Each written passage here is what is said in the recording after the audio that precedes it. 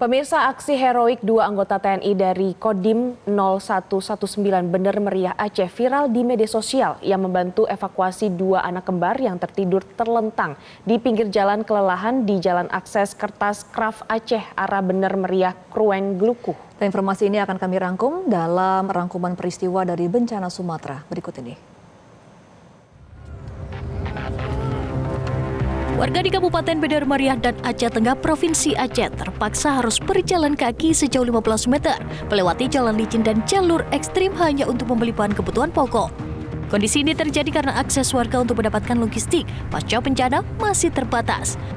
Warga secara bersama-sama berjalan kaki ke daerah perbatasan untuk mendapatkan beras, minyak goreng, telur dan gula, hingga ikan asin dengan harga murah.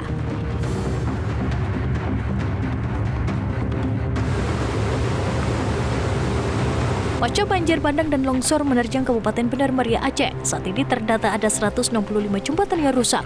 Berapa di antaranya bahkan putus total. Data dari Posko Bencana Bener Meriah menyebutkan, dari total 165 jembatan tersebut, 149 jembatan dinyatakan rusak berat, 13 rusak sedang, dan 3 jembatan rusak ringan.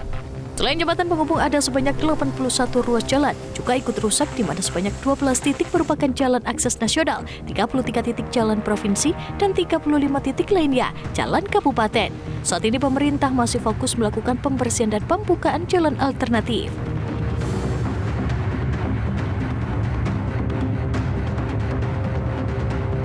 Kepolisian daerah Sumatera Barat mengambil sejumlah sampel kayu dan gelondongan yang berterbaran pasca bencana alam di Kabupaten Agam, Sumatera Barat. Penelusuran dikaitkan dengan penyebab bencana alam di wilayah Sumatera. Penelusuran ini didasari banyaknya korban bencana alam di Kabupaten Agam yang mengeluh rumahnya terhantam kayu gelondongan saat bencana alam terjadi. Pihak kepolisian juga akan mendalami kemungkinan adanya pelanggaran pidana atas bertebarannya kayu gelondongan pasca bencana alam di Kabupaten Agam.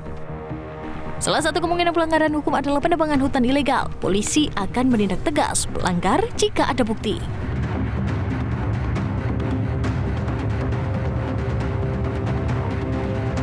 Kementerian Lingkungan Hidup mencatat adanya 3 faktor utama yang memperparah bencana alam di Sumatera. Salah satunya adalah antropogenik atau penutupan lahan hutan dalam skala yang sangat luas.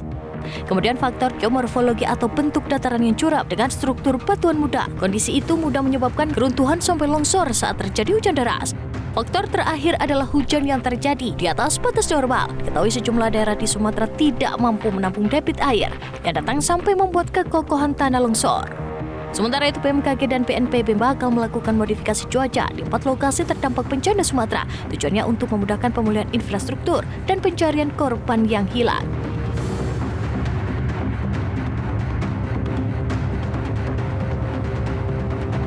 Aksi heroik dua anggota TNI dari Kodim 0119 Bener Meriah Aceh viral di media sosial yang membantu evakuasi dua anak kembar di Jalan Akses Kertas Kraf Aceh atau KKA, arah Bener Meriah Krueng Glukuh.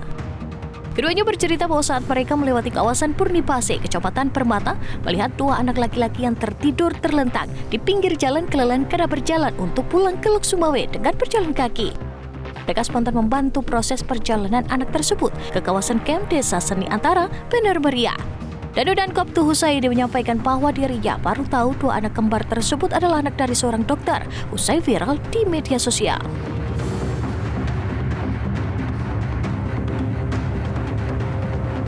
Setelah menyalurkan bantuan kemanusiaan di Kabupaten Langkat, Kakor-Lantas Polri melalui tim keselamatan bencana alam Sumatera Utara kembali melanjutkan misi kemanusiaannya dengan menyalurkan bantuan sembako kepada warga terdampak banjir bandang dan longsor di Desa Dolok Nauli, Kabupaten Tapanuli Utara.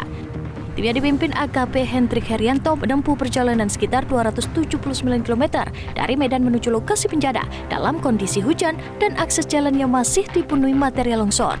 Berdasarkan data di lapangan sebanyak 103 warga terdampak dengan 57 kepala keluarga kehilangan tempat tinggal akibat bencana banjir bandang dan longsor. Setibanya di lokasi, personil Kakor-Lantas Polri langsung menurunkan dan membagikan bantuan sembako untuk membantu memenuhi kebutuhan dasar masyarakat.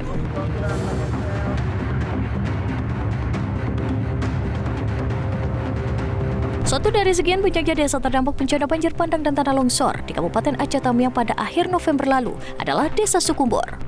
Untuk menembusnya membutuhkan waktu 3 jam dari tugu perbatasan Provinsi Aceh dan Sumatera Utara. Salah satu penyebab desa ini masih terisolasi adalah karena sulitnya akses yang harus ditempuh berbagai pihak yang ingin datang membawa bantuan. Perjalanan menghadapi berbagai medan yang sulit mulai dari banyaknya gelondongan kayu yang pada akhirnya dimanfaatkan warga menjadi sebuah jembatan. Jembatan buatan sederhana ini membuat jalur mobilitas warga, terutama untuk mengakses titik bantuan di tepi Sungai Tambia. Selain kendala pada akses kesehatan, warga desa Sekubur juga harus berkelihar dengan jalanan yang terjal dan licin dari material sisa banjir dan tanah longsor yang berpotensi membahayakan keselamatan. Berdasarkan keterangan warga, lumpur tertinggi diperkirakan memiliki kedalaman hingga 1,5 meter.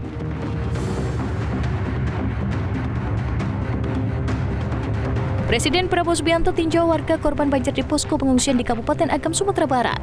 Presiden ingin memastikan penanganan bencana sudah tepat dan cepat. Presiden Prabowo juga meninjau hunian sementara yang tengah dibangun sekitar lokasi pengungsian.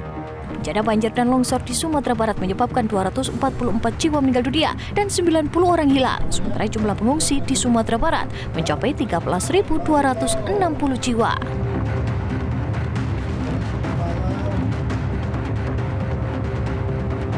Pemerintah akan memberikan santunan uang tunai kepada korban terdampak bencana di Aceh, Sumatera Utara, dan Sumatera Barat. Santunan tersebut beragam seperti santunan untuk wafat hingga jaminan hidup sementara. Menteri Sosial Syaifullah Yusuf menyebut pemerintah akan memberikan bantuan sebesar 15 juta rupiah untuk korban meninggal dunia, serta 5 juta rupiah untuk korban luka berat. Pemerintah juga akan menyediakan hunian sementara, serta hunian tetap bagi korban terdampak. Selain itu, korban akan diberikan jaminan hidup sementara sebesar Rp10.000 per harinya. Pemirsa Newsline masih akan kembali usai jeda, tetaplah bersama kami.